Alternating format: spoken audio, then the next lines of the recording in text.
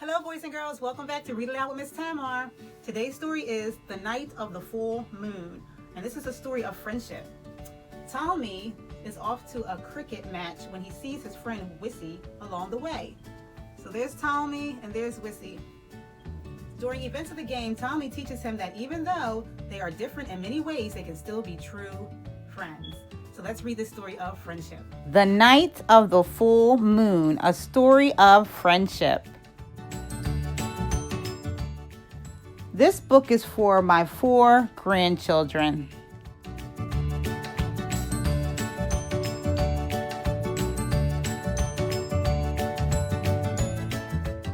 A full moon spread its glow generously over hill and dale.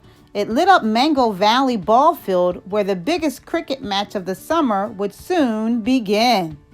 And crickets would play the game.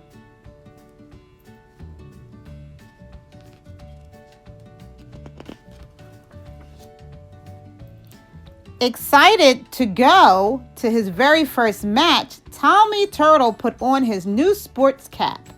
"Don't forget to eat your turtle grass," fussed Mummy Turtle, throwing him a dozen goodbye kisses. "It will help you to stay awake."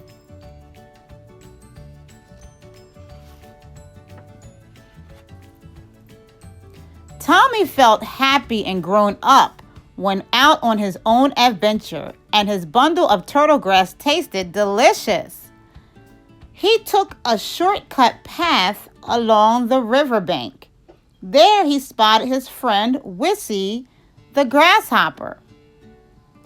He and his grandfather Grasshopper were sailing up White River in a pea-pod boat. They were heading for the ball field too.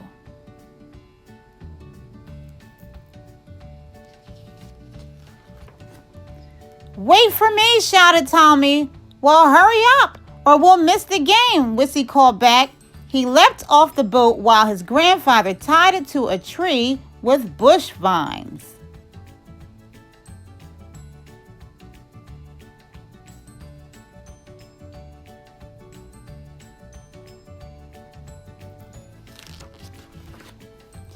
"You're so slow, Tommy," he snapped rudely and rushed away with the other cricket fans to get a front row toadstool. Ooh, that wasn't very nice, was it?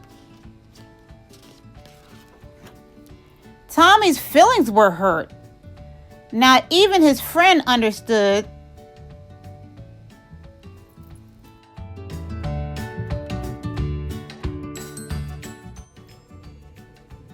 That short turtle legs could go no faster. "But I will catch the match before it catches me," he said to comfort himself in his own funny way. Meanwhile, the 2 teams, Mango Valley and White River, were already on the field, about to take their places with 11 players each.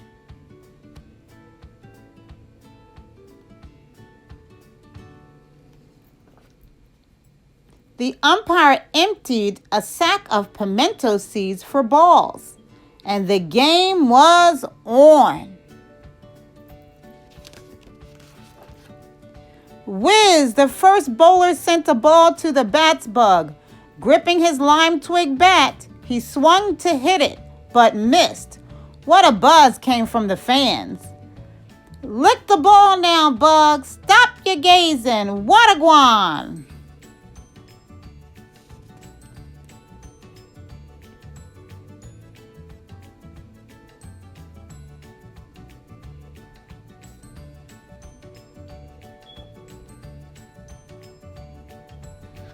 Tommy arrived just in time for a big upset. A wicket keeper was crying because Skip the Cricket, the fastest bowler of all, threw the balls perfectly, never touching a wicket.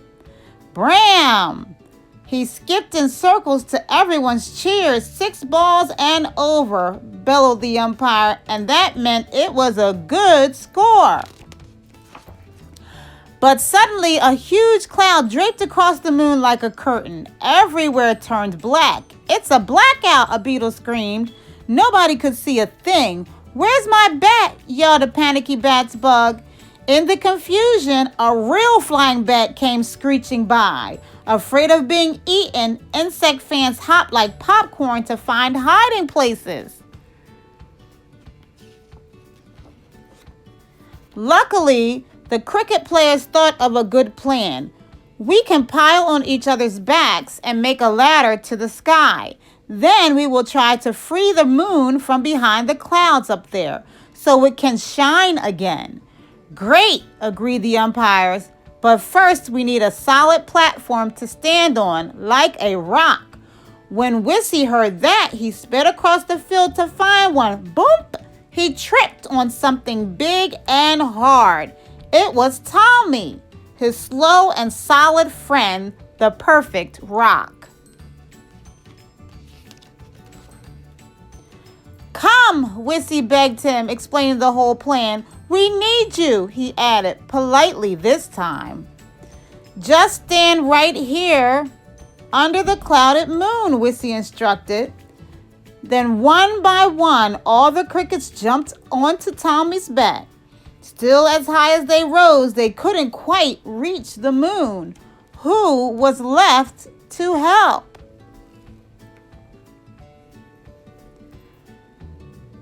What can I say, sighed Grandfather Grasshopper. I'm of little use with these old stiff legs. So Wissy volunteered instead. Quickly, he climbed to the top. But the stack of bugs started to sway back and forth. Poor Wissy was dangling by one leg, sure that he would fall.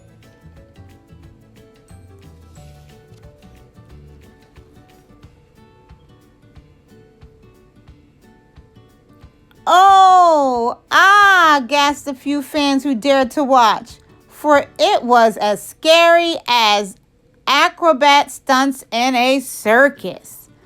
But brave Ptolemy moved extra slowly, first to the right and then to the left, so that each bug could catch his balance.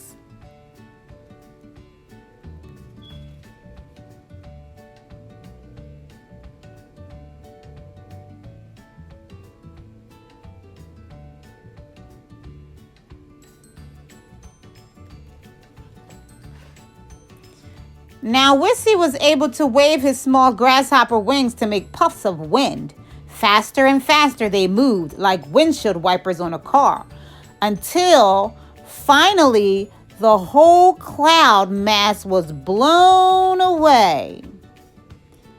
For one thrilling moment, there he was, face to face with the big bright moon. Awesome, burst Wissy. I can touch the moon, he shouted. Tree, tree.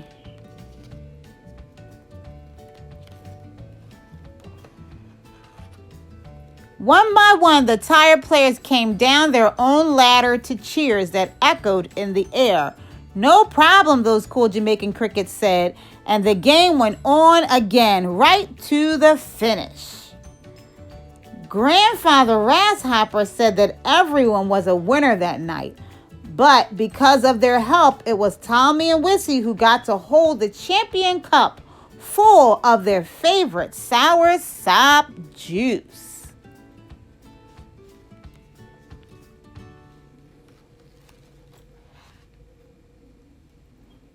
Ptolemy, said Wissy, sometimes it is good to be slow, right? Yes, replied Ptolemy. But being fast is good too. That's why we can be different and still be good friends. He wisely spoke. True, Wissy nodded. Before going their separate ways home, they made up a new game. I can fly a little and you can't, said Wissy, but turtles can swim and you can't, said Ptolemy.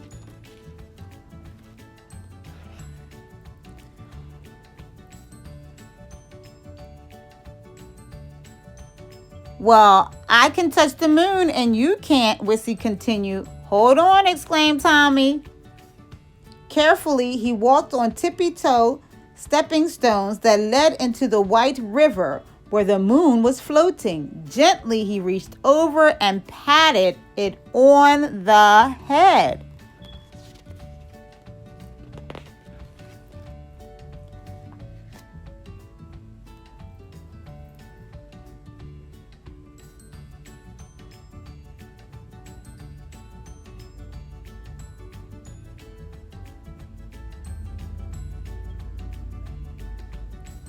I too touched the moon, even if it is just the reflection, grinned Ptolemy smartly. High five, giggled Wissy. Friends forever, Ptolemy giggled back. And to prove it, he carried Wissy all the way home to Grandfather Grasshopper's yard.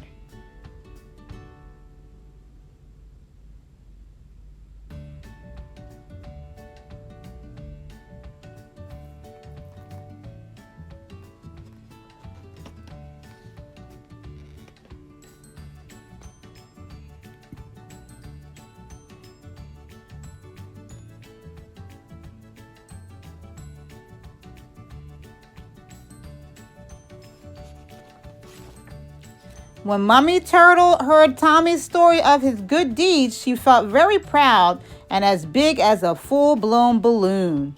That night of the full moon. Happy dreams.